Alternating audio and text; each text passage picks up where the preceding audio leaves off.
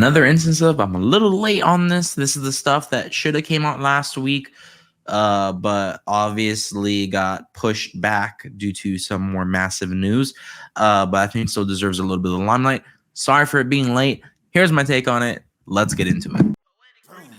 I need all the wins, yeah. Ain't no L's, I gotta get it, no call and quits, yeah. Gotta keep on moving no matter how hard. Here comes Danny Tusizawa, back to Baker, Baker with the fin. Kurt Baker in for DC, and this may well do it Old Glory with the drive. The New Zealand Sevens legend, Kurt Baker with the cherry on top. Can you believe it? Hello, everyone, and welcome back to the On the Line Rugby podcast, a show brought to you by the Believe Sports Network. I'm your host, Mike Nagaishi, and welcome back. You know, we got a lot of big things, at least domestically, that I feel like needs to be a little bit talked about. Obviously, as I said in the cold open, you know, these are a lot of things that should have been done last week, but obviously, because of big news, had to get pushed back a little bit. You know, you obviously got to leave the people a little bit something to tingle on. Here we go. This is really what it's going to be. MLR special. Let's go again. All right. I think the biggest things that I think need to be re-talked about, that obviously have a lot of storylines, probably should do a little bit more, but is the fact that San Diego obviously has doubled down on their title hopes. This is going to be their big LA Rams 2021 season. Basically win or bust, I think at this rate. And you know, a lot of these guys are going to be signing short-term deals, so it'll be interesting to see. And obviously, those guys, I'm sure, as all of you know from anyone who watches MLR stats or, you know, maybe the Rugby Rundown. I'm not sure yet. But, you know, Chris Matina and Ma'anonu have come back for next, or at least Ma'anonu has come back for next year only as a non-player coach, but just as a player, to help the Legion get over the hump for the final. Obviously, Chris Matina comes in from Rugby New York. Really thought he would have went back to his old hometown of Chicago. But, you know, for whatever that is, he decided to go hitch it with the boys out west and see what happens. You know, obviously, I think this shows that Nonu really wants to go out on top. And, you know, obviously with the sign of Gitz, he brings his best friend to do it from his time in Toulon, and you know, it'll be interesting to see how that goes. You know, that pairing I think will probably be the 1-2 punch that the MLR is looking for in terms of, you know, shining backfield stars. But you know, we'll see what happens. Preseason is a little early. Obviously, it's about now 4 weeks kickoff. But it'll be interesting to see how that plays out throughout the year, if their chemistry can be rekindled, or if it really hasn't left at all, or if it's fallen off a cliff. I just think that Nonu is just not ready to be a full-time coach just yet. Obviously, you know, he has committed himself to the San Diego community and really to the nation to grow rugby here in the United States, and that's great. I couldn't wait for that to be any sooner, but obviously, you know, man wants to go out on top. I can't blame him. And, you know, San Diego, I think, kind of deserves a title after last year's blunder that really could have, you know, would have, could have, should have itself into the limelight again this year. Perhaps this means more drop goals. You know, he only got one. He's 1-1. I would love to see more. That means worldwide coverage. Let's do it again. That video, thankfully, it was mine, went viral. But let's get more virality on this. Let the big boys kick, please. All right, thank you. On to that. As for Matina, obviously, you know, he adds a lot to the space management. We all know what Nonu can do. I think that's overstated. But, you know, with Matina's thumping leg, I think that's going to be the X factor of the two signings. You know, we've watched him kick from his own end zone to the opposite 22 to get a 50-22. We've seen him game manage. We've seen him kick in clutch moments to knock Utah out of the playoffs. Everyone knows about that one. He is like that Jordy Barrett. He gives him that kind of range to just, you know, say whatever and say you're going to, you know, tee off with a massive boot and just see what happens. You know, you're going to thunder it down range. It's going to go somewhere. May not be where you want it to go. He is very accurate, though, so I don't think you really have to worry about that. But in terms of just the amount of power that's on disposal, you have a Franz staying light, I guess, in San Diego, and I think that's going to be huge for how they're going to run a play in Danny Lee's scheme. Also, it brings up the question of what Chicago will do at 15 without Matina now. I I honestly don't know. I would really have to look at their depth chart to really kind of see how they could diversify. I know that you could move some guys around. I wouldn't recommend a lot of their additions. Perhaps they could dig into their draft stock. They have a lot of utility backs. See where that goes. I think that'll be an interesting way for Chicago to do it. If not, hey, by all means, take another guy from Toronto. You could take a guy from New York. I'm sure Andrew Coe's backup has a little bit of juice left. You can find some stragglers out there. There's a couple people definitely from this first draft that haven't been signed. Dig into that. You'll find a cheap option. Again, they don't make the salary cap this year, and I believe they only start hitting next year. Don't quote me on that, but if you got to go for the cheap, go for the cheap. You have options. But he adds a lot of stuff to the lineup, both of them, and I think that's gonna not only, I'm not gonna say raise them into that second in the West, but I think it has that option too. It all depends on how Houston plays out. Houston and Seattle, I think, are going to be the favorites for this year. Not saying that San Diego's not going to do much, but so they're all going to be jockeying for first and second anyway. It's just a matter of who, what, where, and how they finish. Obviously, doesn't matter how you start. We've seen it with Houston. You have a lot of things where you could go and look at to really elevate the game in San Diego. As for another spot, just a little bit more southwest, you have Nate Osborne, everyone knows from his time as the Old Glory attack coach. He's now moving down to Dallas to now, well, basically a lateral move, be in the same position actually, as their attack coach. He's the only coach with 50 head coach caps for coaching two sides. He coached NOLA in their inaugural season from 2017 all the way to 2022. And obviously he was the Old Glory interim for last year. Nate Osborne is a great coach. We've seen what he's done in developing NOLA into what it is today. I really don't think Jared Adams could have done what he did without the help of Osborne, and how the Gold really became that more flamboyant, physical big boy side that they have without him. Old Glory, one of the fastest turnarounds I think we've ever seen in the MLR in its infancy, obviously, just in terms of where they can go. Now we don't think of them as that middle of the pack team. Now they're easily a second place favorite in that division, obviously with the loss of New York that really puts them up there again. But prior to that, I wouldn't have counted them out regardless. Obviously, Kurt Baker has taken over that position for Old Glory, which signals that move. It should have signaled that move, if not. But I think he brings a lot to the table, and just in experience alone, and obviously pedigree from what he does to that Dallas Jackal side, which obviously has made incremental adjustments through Mario Ledesma and friends, really pushing that side to be a physical, forward dominant side. But you're obviously going to need a little bit of flair. They had flashes last year. You can bring a lot to the table with Nate Osborne's attack. Dallas has a lot of pieces. I think that they could easily make a decent side. Obviously, if you look at Osborne's career in club level when he was coaching with less talent, i.e. Dallas has at the moment, he had 6 appearances in the Elite 16 or higher. He's made the Final Four in the Elite 8 4 out of the 6 times. I think that shows a lot in terms of working with less. I'm not saying Dallas is not good, but working with less of a talent pool, and he'll definitely help with the community engagement. NOLA is one of the biggest, in my opinion, crowdsourced teams I think out there. They're really entertaining. They're great in the community. Old Glory has really done a great job in that regard as well since he's been there.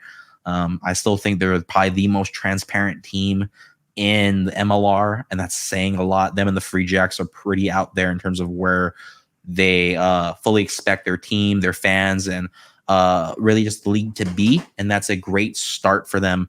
And obviously Dallas can take a little bit of note from that. Perhaps he'll bring in a little bit of that culture, just see what happens. And you're going to see long-term games, not a short-term. You have to see this out. You can't can him after his 3 years. I would say at least 5 years or less. If he doesn't have what it takes, hell, put him and Ledesma head coach and just let them work and see what happens. Obviously he brings a huge level of elevation to that back group. I would love to see them eventually, despite their losses, a lot of them went to Miami and Houston, but to kind of just shore off the position, almost create a wall. I think Osborne can do that in the state of Texas and just stop a lot of the guys from leaving, even if they're free agents. Come down to Dallas, take a little bit of that work in, become a Jackal. Yeah, you may play in a little bit of an empty stadium for like a year or so, but I think the league has been put on notice as to what the Jackals can do. I still have high hopes that they can move past that in a great way, and I think that starts with that signing today. Obviously, another one, a little bit obviously to the northwest, you have the proper re-edition of the 10 in Utah with the re-edition of Robbie Povey. I'm really proud of this signing. I think this shows a lot of maturity in Utah to bring him back. He has a little bit of a downhill spurt since he's been in Houston with the SaberCats. Obviously, he had his job taken away from him by a really resurgent Davey Kutza. But, it'll be interesting to see him return, get back to his roots. And Utah, obviously, everyone knows the Warriors, flamboyant flair for what the game, that little razzle-dazzle that they bring. They're going to breed that physical presence too. I think Povey is a great match to return to that culture and really get it going. I think he was sorely missed in Utah. I'm not saying that their former 10s weren't, it, but, obviously not on that level. He played a lot of caps. I mean, a few too little, but good enough. I think a lot of it was down to injury. 4 of his 37 caps were with them in their COVID year of 2020.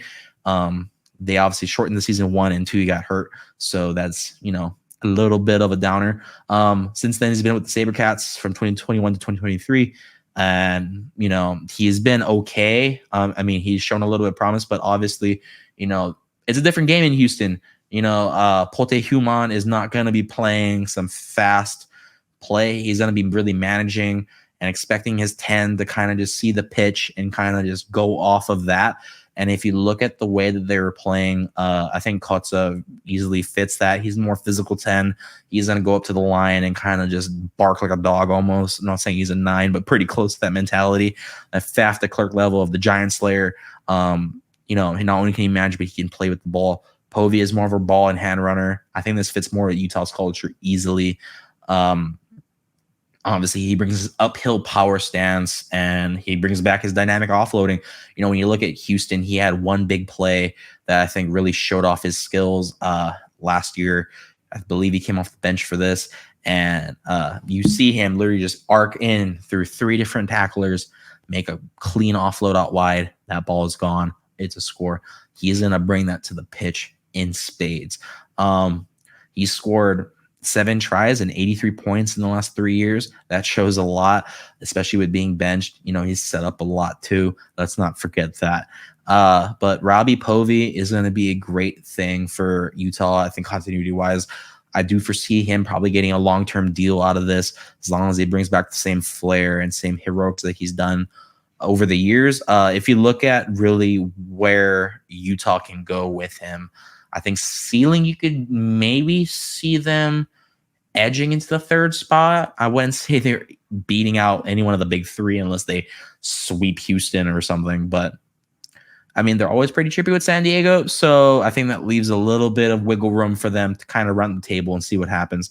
They're definitely probably going to be a lock for upper middle of the pack, obviously, league-wide in the open standings. I think building off of that with the expanded playoff that I hope will happen now with the addition of Anthem Rugby Carolina, we'll see a lot more reshuffling of the playoff.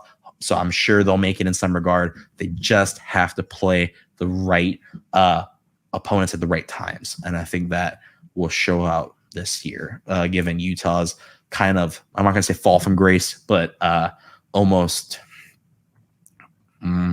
anticlimactic ending, I guess you could say, to last year to Chicago. Up the Hounds, by the way. We'll see what happens with that.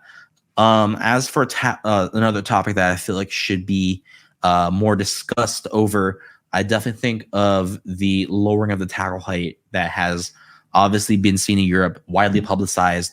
and is thought to really be moving its way to the States, at least at the provincial level with, men's clubs, not just on the league level. It's already really started to happen. Refs are already starting to call more higher up the chest calls slipping up. I'm sure this comes down to a lot of the plays of incidental, like I said in last week's conversation, of accidental contact, whether it was, player trips and slips up, or, a guy takes a bad angle and just, cops a little bit on the contact after he, moves him back. It all starts with that. A lot of this is incidental. And I think, but despite what anyone says, yes, traditionalists have a point. Rugby wasn't played this way, but as progressiveness people in that regard, we're going to have to see this game move a little bit forward, be a little bit more expansive. And I think that starts off with this.